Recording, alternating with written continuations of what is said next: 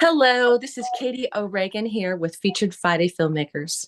We're here for a brand new season with a brand new look and brand new people who it's very exciting. In the past couple of years, we just had filmmakers be a part of our crew, and we did 45 Featured Friday Filmmakers.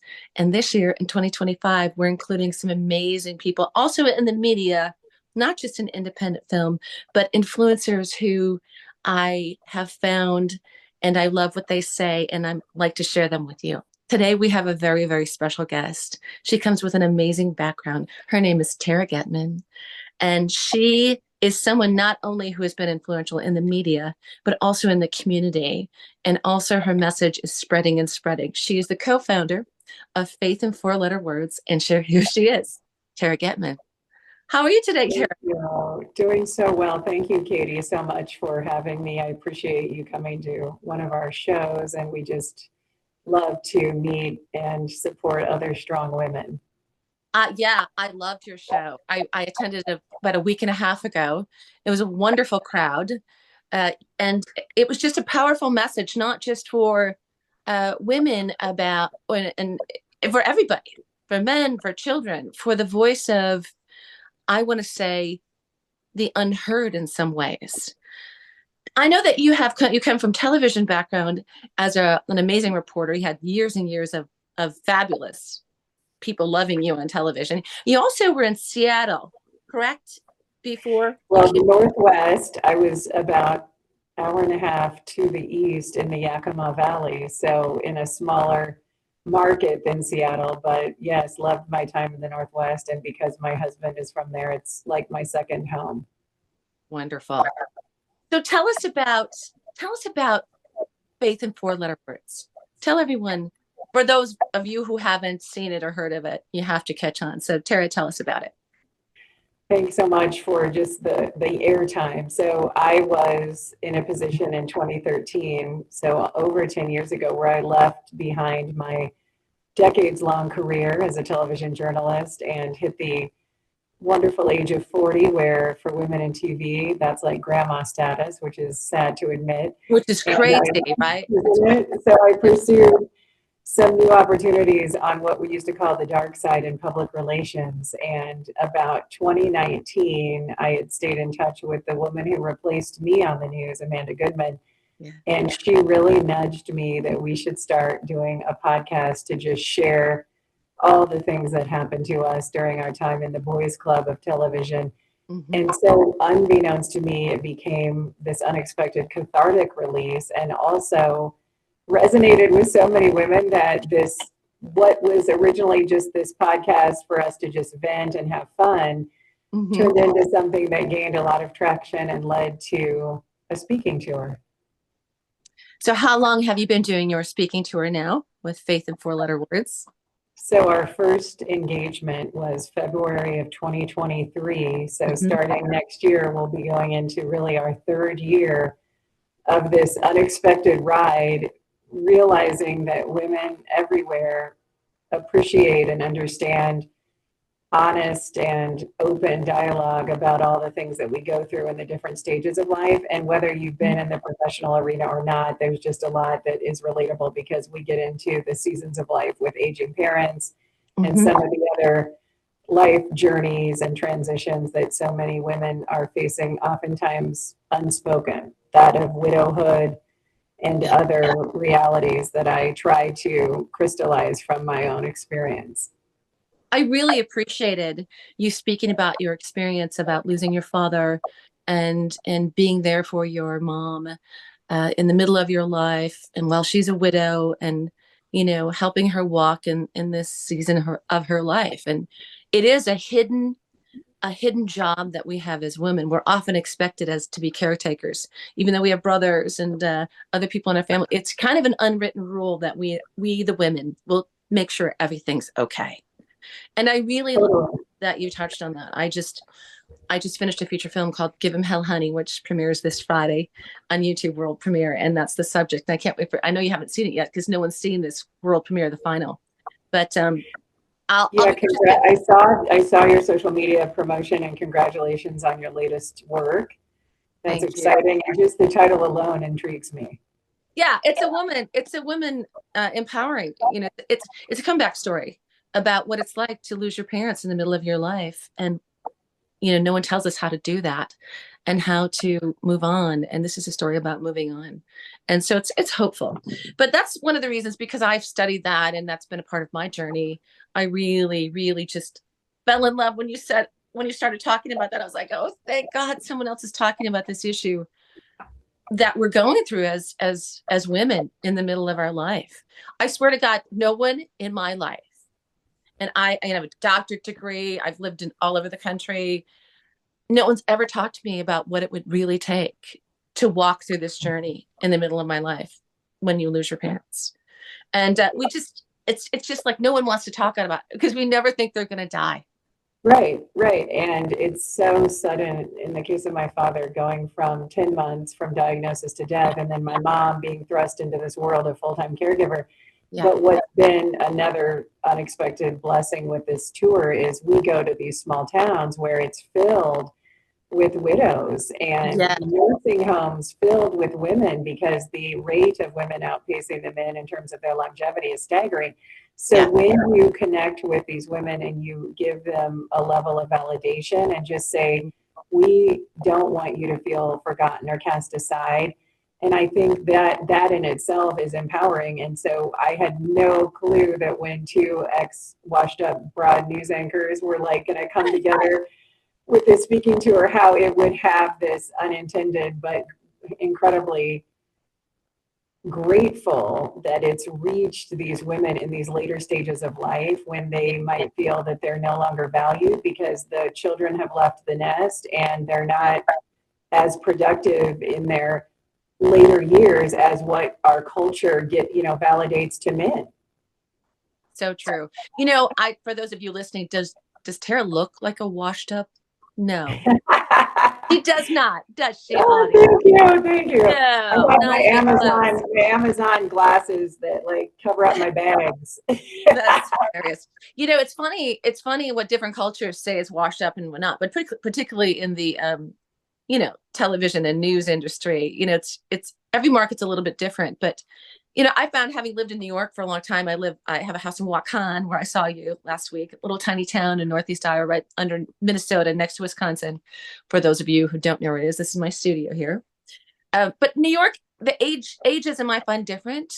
I think it's because women get married later, they have children later.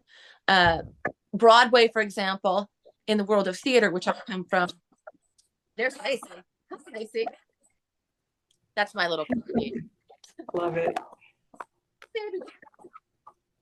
In the world of theater, you can be older longer. It's very different than television. Right. Yes. It's very it's surprising. So I love that you're out now and you're in the world of theater because you're touring live on stage. So now you're just a young chick. I don't want to hear this washed up anymore. Yeah, it's so incredible to go to an audience or to see and look out over an audience where you have from teenagers to near 90-year-olds. And I just think we shockingly somehow have cracked the code on a message that really resonates with all generations, whatever stage or age for a woman. And that was another thing that was unexpected because now what we're seeing is you'll have a woman who's bringing mom and daughter.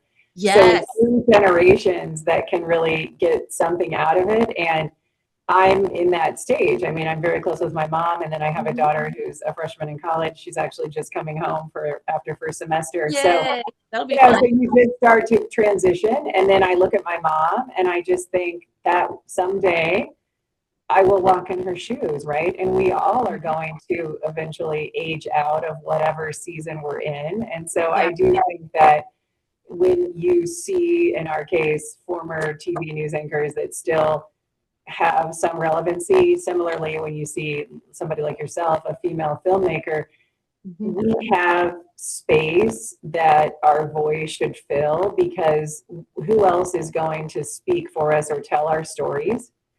And we know that nobody.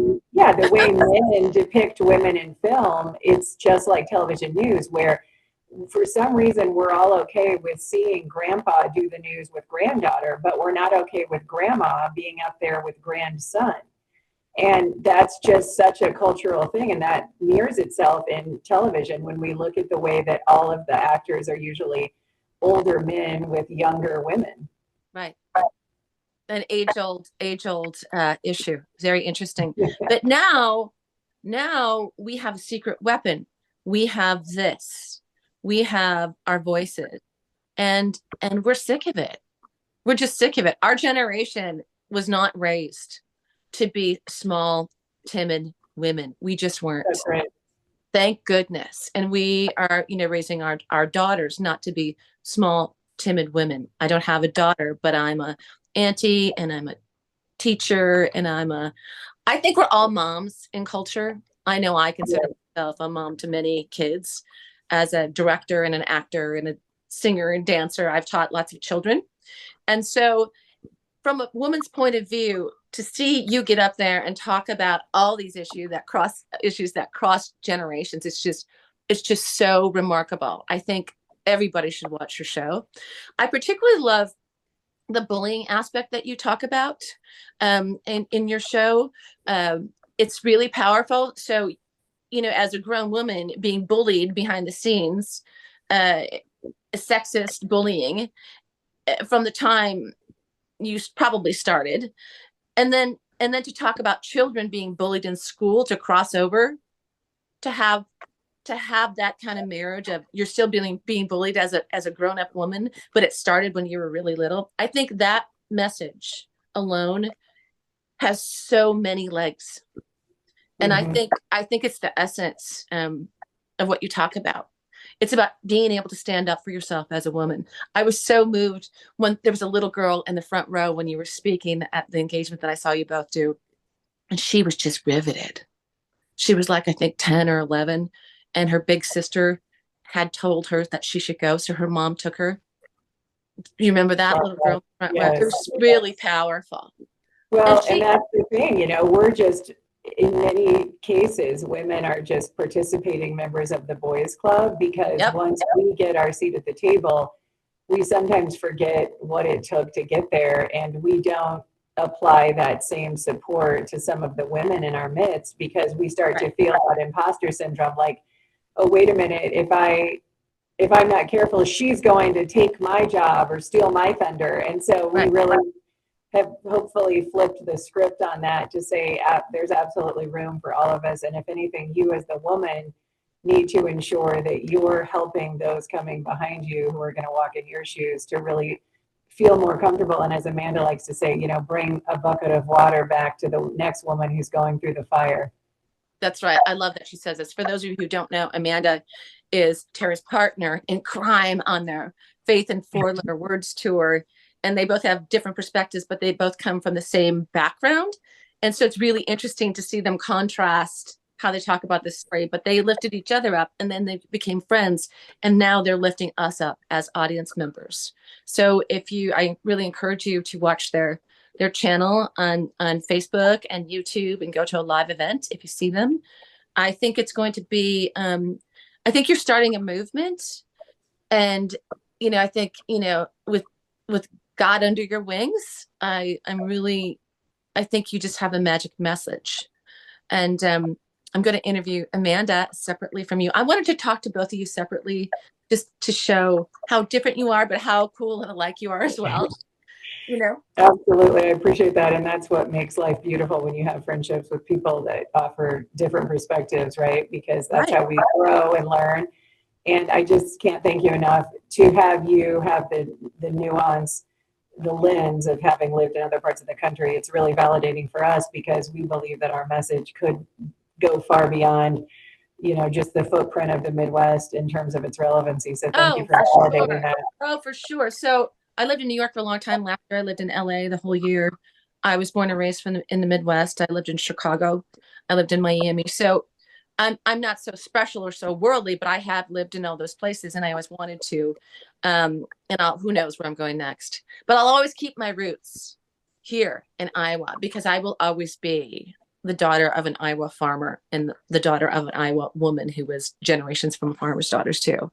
So I love it that. was always my mission to bring the coast to the Midwest. It was always my mission, and I continue to have it be my mission. But people are people no matter where you go, right? I mean, it doesn't Absolutely. matter.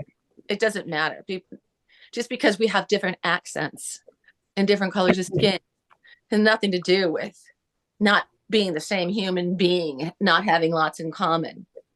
You know, Right, I want to exactly. ask you about bullying in school. You know, you've worked in community advocate in schools. Have you done that too?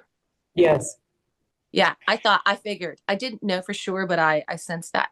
So, So I was with the local school district for 8 years in okay, that communications role. And what it gave me the opportunity to do that we both, Amanda and myself, have loved post television is in daily grind of news, you're just ruining people's lives and then moving on to the next, so to speak, yeah, because every day you're kind of sharing somebody's worst day that who made the news for whatever negative reason most of the time. So to be able to then have that ability to support children and families, in her case, through a child abuse prevention agency, and in my case, in years working with the school systems, it was so nice because when somebody would call and we'd hear about an issue, it actually positioned us to see through and work toward a solution. And we didn't abandon the people like the yeah, way that our throwaway culture of television did, because we never had any closure. We were just on to the next. And so that was a gift to be able to actually see through the process of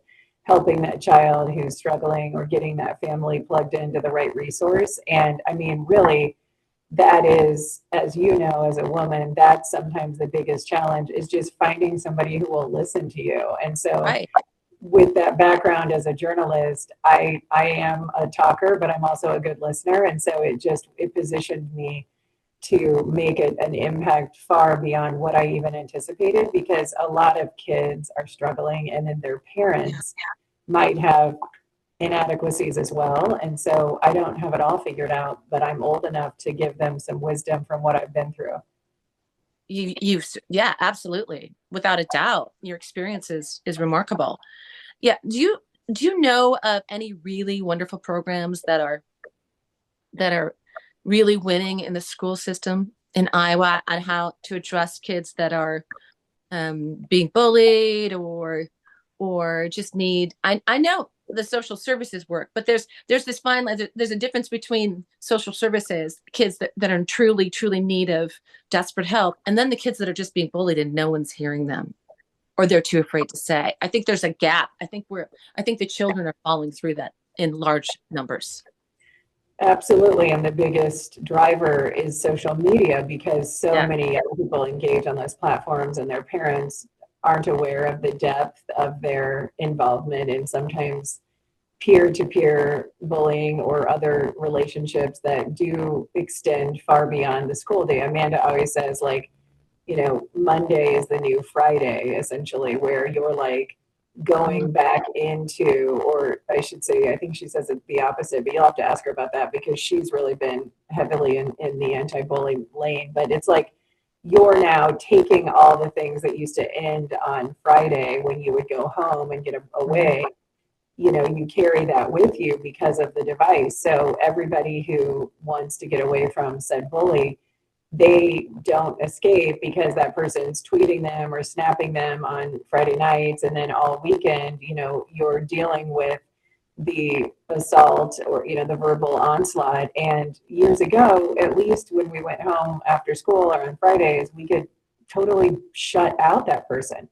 That's right. That's It's true. just so bizarre, how we're so digitally connected. That can also lead to a lot of issues when it comes to monitoring the engagement of teens that goes too far. And as an administrator, a former administrator, it's really tough because Yeah.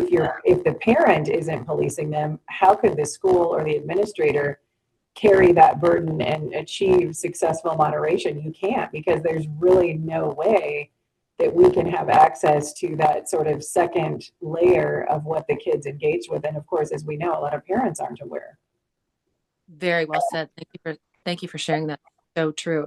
I know your father was a former principal, correct? Or administrator? Were both of your Yes, parents he was a administrators? school superintendent in a small district outside Cool. Peoria, Illinois, my hometown, for 36 years. Yeah, Peoria's. Hey, if it plays in Peoria.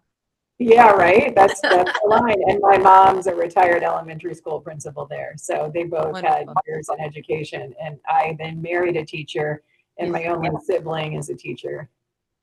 So you have a lot to say. It's in your blood, darling. It's in your blood. It's very, That's right. yeah, it's really wonderful. I think you just had a long career of years and years of helping so many people with your very personal message, and you get to be in a space that's your space and that you're in charge of, um, and where you can put other women on your shoulders, which I know you're doing, and other kids on your shoulder as well. And I just look forward to keeping our conversation going. And if we can collaborate in any way, I would love to do that. I'm happy to spread the word about your shows. And I'll be talking to Amanda soon. And just let me know what's going on. And, hey, you never know.